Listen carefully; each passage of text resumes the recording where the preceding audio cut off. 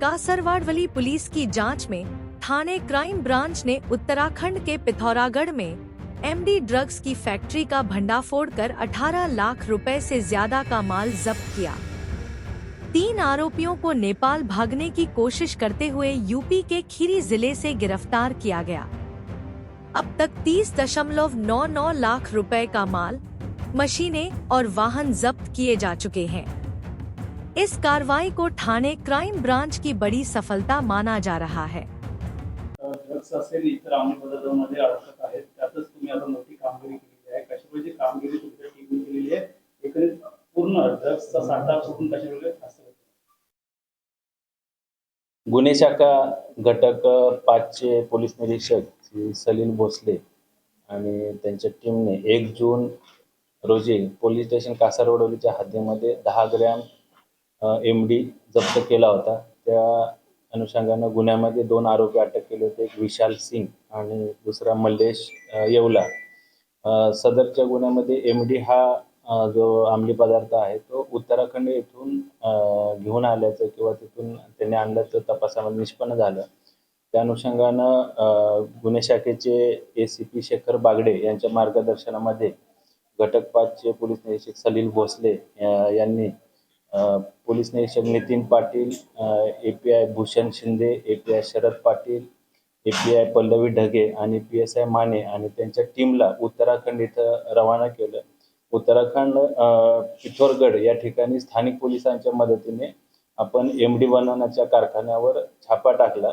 त्या ठिकाणी एमडी बनवण्यासाठी लागणारे साहित्य, त्याचबरोबर केमिकल, मशीन असं सर्व साहित्य छापा कारवाईमध्ये जप्त केलं। तिथं एकंदरीत 18 लाखाचा मुद्देमाल आपण त्या ठिकाणी जप्त केला।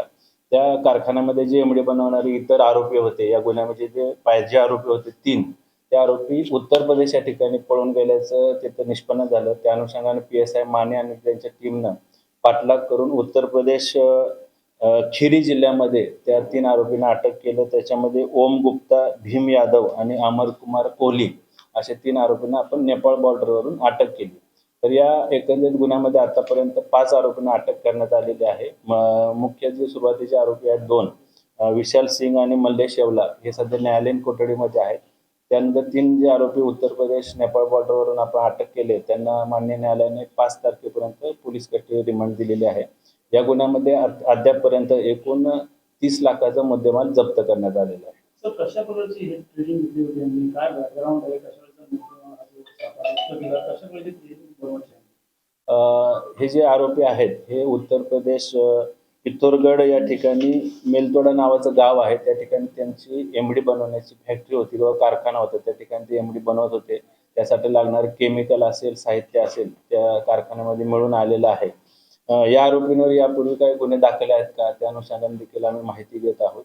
त्याचबरोबर या आरोपींनी हे जे एमडी अंमली पदार्थ आहे तो कुणाला वितरित केला, कुणाला विकला किंवा कोणते ड्रग पेडलर याच्यामध्ये सामील आहेत, त्या अनुषंगाने देखील पोलिसांची कारवाई सुरू आहे। मास्टरमाइंड कोण आहे? मास्टरमाइंड ह्याच्यामध्ये सध्या मुख्य आरोपी जो आहे तो ओम गुप्ता उर्फ मोनू हा यांचा मुख्य आरोपी आहे।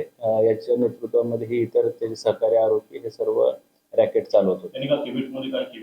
त्या अनुषंगाने आम्ही आता तपासात माहिती घेत आहे। ते पोलीस कस्टडी रिमांडमध्ये आहेत। अजून असे काही उत्तराखंड असतील अशा ठिकाणी छापेमारी सुरू आहे का आपल्याकडनं? या निमित्तानं मी नागरिकांना देखील आवाहन करतो की ज्या कुठे ठिकाणी पानटपरे असतील किंवा इतर ठिकाणी संशयितरित्या जिथं ड्रग्ज विकलं जातं किंवा गांजा असेल, एमडी असेल, कोकेन असेल, चरस असेल, अशी कुठली माहिती जर आपल्याला मिळाली तर कृपया गुन्हे शाखेला त्याची माहिती द्यावी, जेणेकरून आम्हाला कायदेशीर कारवाई करता